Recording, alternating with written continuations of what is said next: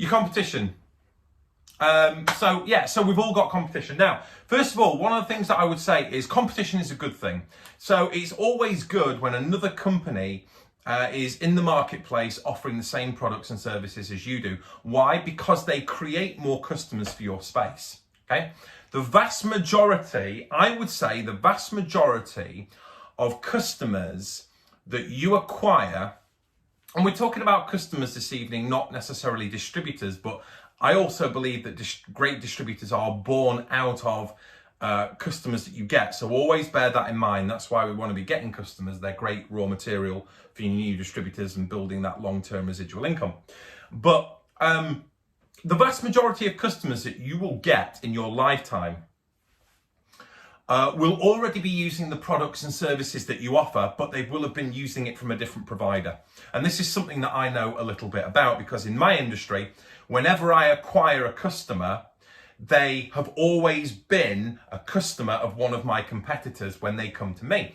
It's just that my competitors haven't been getting it right, which is why they've come to me.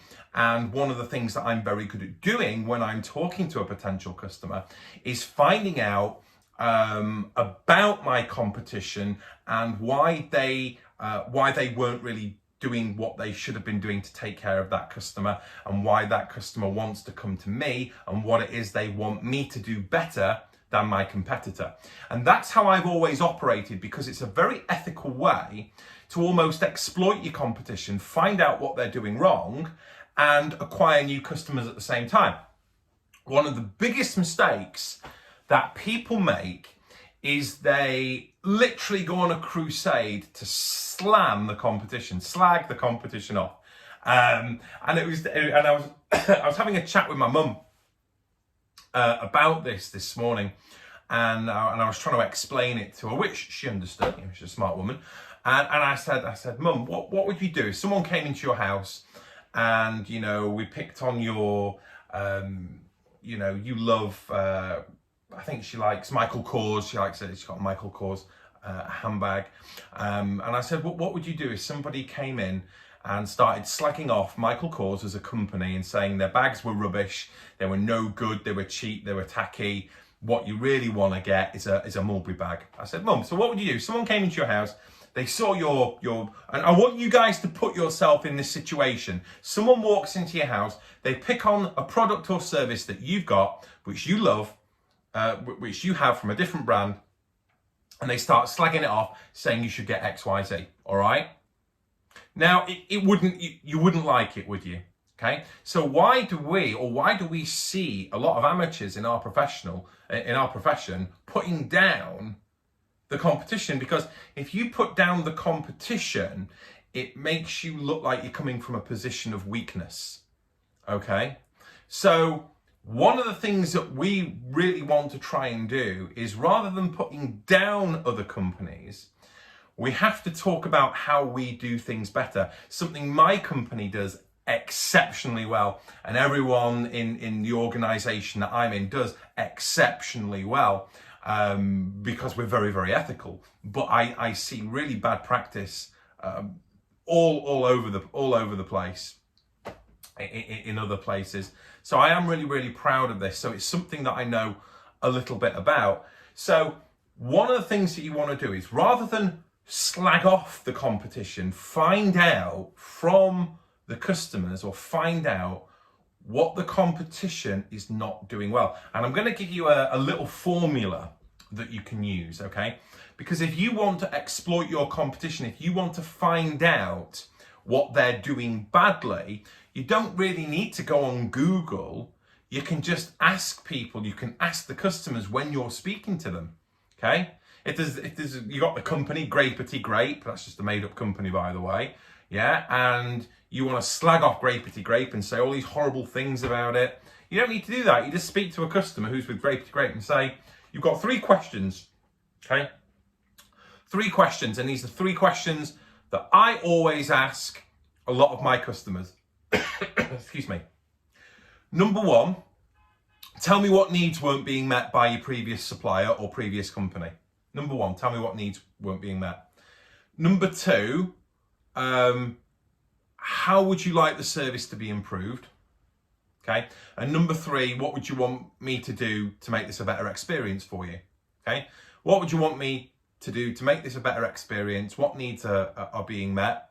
Okay. And what you want to do is you want to ask those 3 questions.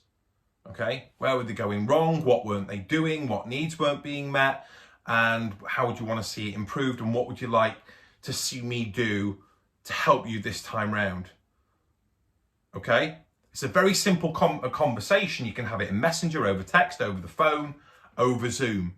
And it doesn't matter what company or what product or service they were using earlier. If you say that, you are going to build massive rapport with your prospective customer. You will build trust and they will most likely buy from you. Rather than you sitting there going, what? You're with them? Oh my God, they are awful. They suck. They're really bad. They're all over the place at the moment. Oh my God, they're awful. Yeah, we're well better. We're better prices. We're a better product. Yeah, it's going to work so much better if you come to us, because it's just, number one, it's amateur and it makes you look like you're coming from a position of fear. So just say, look, well, tell me about your previous product with the previous company. What needs were not being met? What would you want to see improved, and how would you want me to kind of help you? Okay, make it be a better experience. Yeah. And if you do that, you watch how your prospective customer changes towards you. But also the great thing is, once they become your customer, if you take them through that journey, and they've not just signed up because they're desperate, but they've signed up or become a customer because they really trust you, it's really going to be much easier for you, because you built that rapport and trust, to go back and prospect them on the business opportunity. But not only that, they will have that similar set of language that they can use to go and speak to their people.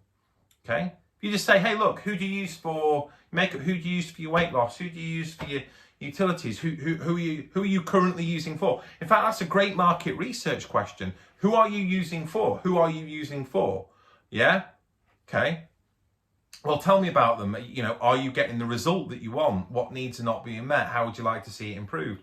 So if you were going to become a customer of mine, what would you want to see me do to help you have a better journey? Okay, and you can have that in private messenger, but also when you are conducting your market research in your public facing domain, again, be very, very careful when you are marketing on your public facing domain. If you are having a private conversation with someone, you can talk about companies and you can talk about that kind of stuff, but be very, very careful. And this is something that I always advocate. And I always talk to team members in my own organization about this. You don't want to use brand names, company names, product names, certainly in a detrimental way, on your public facing domain. There's all sorts of implications around it. You don't need to do it. You can get yourself into trouble. But the best way to talk about products and services in a public facing domain is just not to mention brand names. Okay. You could, if you were marketing any kind of wellness, and I'm using this as an example, if you were marketing any kind of health and wellness product and you wanted to assess the competition, okay, you could always ask the question, I'd love to hear from you if you're on a current regime. I would love to hear from you. Are you on a current regime, but perhaps not getting the results that you wanted? That's a perfect question. Okay. You're not saying, do you use XYZ products and you're finding that it doesn't work? Or are you using XYZ product and you finding that it's giving you a rash like everybody else? You don't do that. You say, look, I'd love to know if you're on a particular regime, or I want to know if you're using a particular type of product and it isn't working for you. I'd love to hear from you. Okay. Then see who comes back. So you're not mentioning any names. You're literally asking your public audience to say, well, are you this And is it not working for you, or are you having a problem with it? Because then you can invite them for a private conversation, just like I do, and go, hey, well, look, tell me who you're with. Tell me who you're with. That if you guys watch how I conduct market research, you will see that we never really mention company names. We just don't do it because it's not ethical, it gets you into trouble, and it just generally backfires on you, okay? I can find a potential customer who's in a really dark place without finding the name of the company or the products that they're with until I've got them in a private conversation, and I'll go, well, tell me who you're with. Then they'll tell me, I'll go, well, what needs are not being met? What problems are you experiencing? What improvements would you like to see? What do you want to see happen? How can I help you? You know, do you see what I mean? If you treat it like this, honestly, people will warm to you. And that is the most effective way to beat your competition on Facebook. Yeah? Use the customer to share their experience, find out what the other party has done that hasn't worked for them, but what they want you to do. Because when they tell you what needs aren't being met and what they want you to do, you can tailor their journey. And I've said this before, and I don't think people get it, but if you have 1,000 customers in your organization, or your company has 500,000 customers or 1 million customers or whatever, you haven't solved 1 or 2 problems for 500,000 people. You've solved 500,000 problems. Every single individual prospective customer you speak to will have an individual issue, an individual problem that is personal to them, irrespective of the fact that they're buying all the same product. It's very personal to them. And so you've got to take every customer through a personal journey. If you do that, you honestly, and it's absolutely true. If you take someone through an amazing customer experience, you will most likely recruit them. They will 99.999% sure. I am 99.99% sure. If you take someone through a great customer experience and you use the language that I teach you in all my free trainings on how to go back to a customer to introduce them to the business, they are going to look, and they will probably join you at some point.